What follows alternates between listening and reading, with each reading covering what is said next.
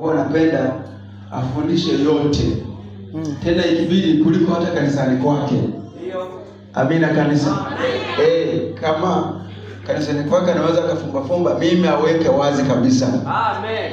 Amen. Amen. Injili kama hizi ni adimu. Na ninaamini kuna mahali pengine mtumishi huyu kwa mafundisho haya hawezi wakamkaribisha kanisani kwao. Kabisa. Hawawezi wakamuita, hawawezi. Maana hata na Mungu anafahamu kwanza kwamba wako watu ambao hawawezi kukubali mafundisho haya, na ni wachungaji wanazuia wachungaji kukataa maono au mafunuo. Unaona, wanakataa, yani zile huduma za kimungu wamezikataa, wanasema ni uongo. Hakuna mtu ambaye Mungu anaweza kumuonyesha. Unaona, hakuna mtu ambaye. Sasa vitu vya namna hiyo kwangu mimi siamini. Ninajua kwanza kwamba Mungu anaweza kutumia njia nyingi kusema na mtu. Na Mungu hana njia moja. Ana njia nyingi, anaweza kutumia njia nyingi kwa ajili ya kutaka kudhihirisha kile Mungu ambacho anataka watu tuwafikie. Amina. Sasa mimi ninaamini kwamba Mungu wetu anasema, na kwa sababu anakuwa na makusudi ya kumwokoa mtu, kumsaidia mtu ili asifike jehanamu. Na kama Mungu ampenda, lazima atatumia njia nyingi. Kwa hiyo ndio maana napenda sana kusikiliza vitu kama hivi au shuhuda kama hizi, kwa sababu zinanitoa sehemu kunipeleka sehemu. Sema amina watumishi wa Bwana. Amen. Na niwasihi watumishi wa Mungu, wa yale mlioyapokea msifanye mchezo wala mzaha, si ndio? Yafanyeni kazi.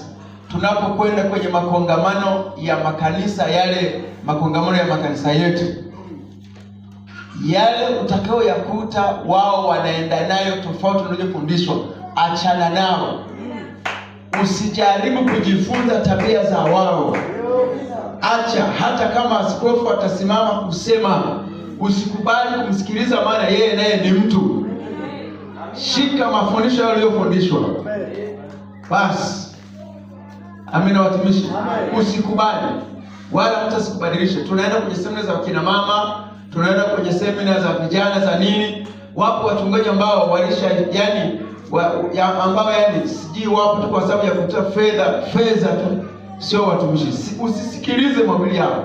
Wengi wamekuwa wakisema kwamba jipambeni kabisa na msiache. Usiwasikilize.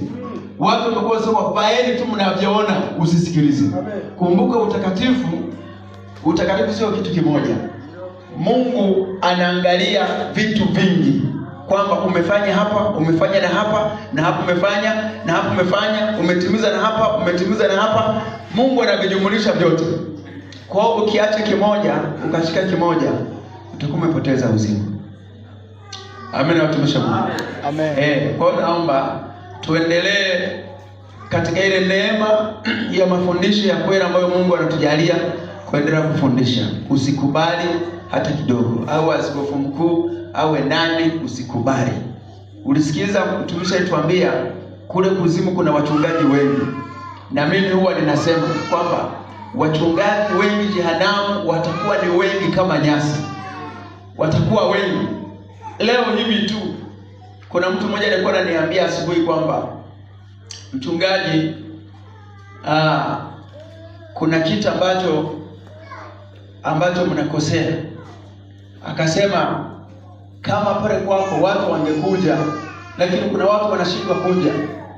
Akasema unayotaka kufanya, unatakiwa mafundisho yale ya kizamani uyaache.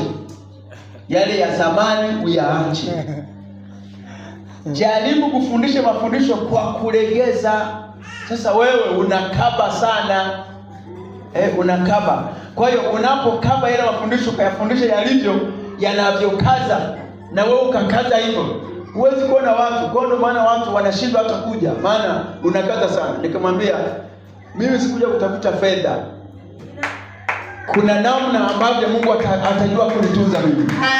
Niwe na watu wachache, niwe na watu wawili, wangapi, hao Mungu alionipa. Na kama Mungu akinisaidia katika hao nikapata wawili watatu wa kwenda mbinguni, nitakuwa nimefanya kazi kubwa sana. Nikamwambia sitalegeza kamwe. Nitaendelea kufuata utaratibu wa Mungu anaotaka, kwa sababu ile kazi sio ya kwangu, nafanya kazi ya Mungu, sifanye kazi ya mwanadamu wala ya kupendezesha mtu. Kwa kama unaweza ukaona kwamba ile injili inakubana, basi yako makanisa mengine wanalegeza, unaweza ukaenda kule, kwa sababu ni uchaguzi wako. Si makanisa ni mengi sana, kuna wanaolegeza, unaweza ukaenda kule, haina shida. Sasa watumishi, niwaambie, usikubali yale mafundisho ya kulegeza legeza, usikubali. Penda mafundisho ya kweli kabisa, kwa sababu neno la Mungu hakuna mafundisho mepesi, hayapo. Neno la Mungu sio lepesi, injili sio nyepesi. Injili ni kujikana. Ukikubali kumfuata Yesu, lazima ujikane nafsi yako. Beba msalaba, mfuate. Usiangalie matusi, usiangalie nini, wewe muangalie Yesu. Ukifanya hivyo, Bwana atakusaidia. Amina. Bwana Yesu asifiwe sana. Amen. Sasa semina kama hizi nimegundua zinatakiwa kama angalau hata siku 7. Amina. Kuanzia Jumatatu mpaka Jumangapi? Mpaka Jumapili. Amina kabisa. Hizi zinatakiwa kama hizo. Sasa sijui na mimi nimekosea wapi. Basi tuanze Jumatatu. Bwana Yesu asifiwe sana. Amen. Kwa hiyo nafikiri naomba tupige makofi mazuri kwa Yesu kwa kutupa mafundisho ya Yesu.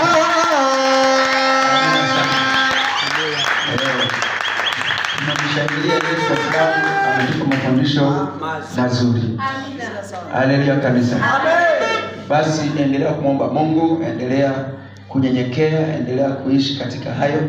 Basi Mungu atusaidie. Tunatamani mbinguni, sio kutamani kusikia, yani sio kusikia tu mbinguni, tunataka kusikia mbinguni papo na tunaingia kabisa. Amen. Mbinguni. Amen. Basi Mungu abariki sana. Amen.